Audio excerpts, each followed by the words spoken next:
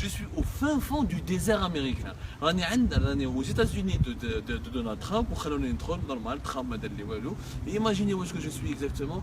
Je suis dans une ville aux États-Unis qui s'appelle Indio, et cette ville s'appelle Indio. Et il y a un des quartiers de cette ville, il s'appelle Biskra Street. Cette la ville, أنا في الصحراء, au sud, à l'extrême sud de la Californie. La différence énorme, c'est que cette ville, elle a une particularité. Énormément de quartiers de cette ville ont des noms de l'Algérie. Vous avez par exemple Biskra Street, vous avez encore un nom dont on va vous montrer notre rue qui s'appelle Degletnor Street. Il y a même Algeria Street.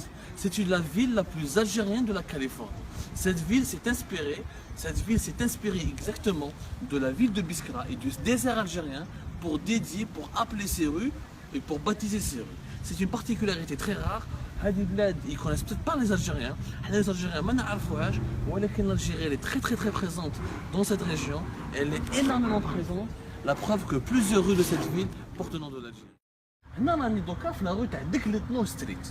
وعلاش هذه لا فيل فيها بيسكرا ستريت, ديكلتنو ستريت et d'autres noms qui s'apparaissent comme Arabica Street ولا qui évoquent plus ou moins l'Algérie.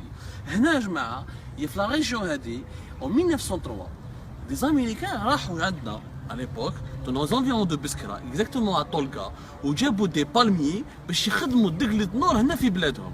وراحوا جابوها en 1903 et à partir de 1920 dans une autre région اللي جايه à 30 km d'ici, سمعتوها Coachella, داروا ils ont planté هادو les palmiers de dattes, ils ont commencé à faire la culture des dattes.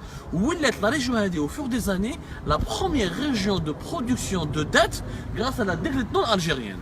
Grâce à la déclaration algérienne, la région a même un festival, le festival des dattes.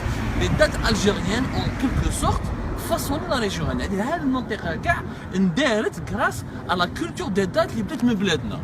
C'est des Américains qui ont l'Algérie. Parce qu'à cette époque-là, au début du 20e, fin du 19e, Bladna est un pays très touristique. Notamment les anglo-saxons qui venaient du Bzef en Algérie, les Anglais, les Hollandais, les Allemands, surtout les Anglais et les Américains qui venaient souvent visiter le nord et le sud de l'Algérie. Comme vous savez, Biskra, Tolga, c'est des régions historiquement très connues en Occident. Grâce au tableau de l'art des orientalistes, comme Étienne Dini, etc. Et grâce à Guy Maupassant et de grands écrivains français qui ont rendu célèbre cette région-là.